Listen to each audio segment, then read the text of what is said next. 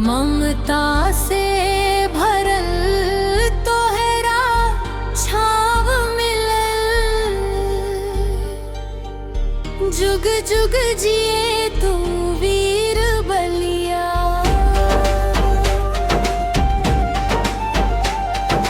जहवा जहर और अमृत दोनों बा मनवाऊ, मंथन के धरती।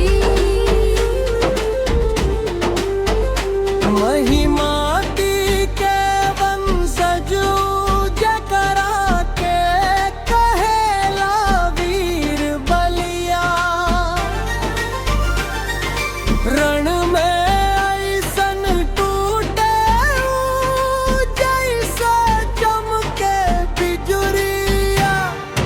धरती कांपे घोड़ा दौड़े गूंजे रण के नगरिया। दुश्मन कांपे नाम सुनत ही गरजे वीर बलिया।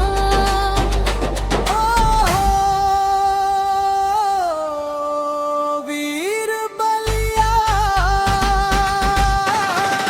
जन जन के अभिमान हो। महिमाती कैसे रवा तू धरती के समान हो।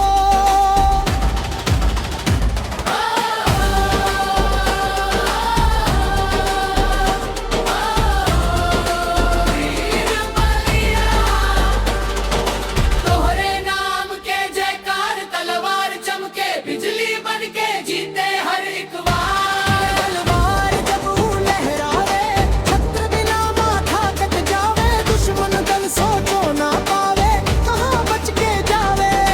माई के आशीष साथे धर्म बने हथियार। जनता खातिर जिए मरे ऊ सच्चा राजकुमार। ममता के आंचल तले पलल एगो सूरमा। धरती माई के खातरे बन गइल गरजता तूफान।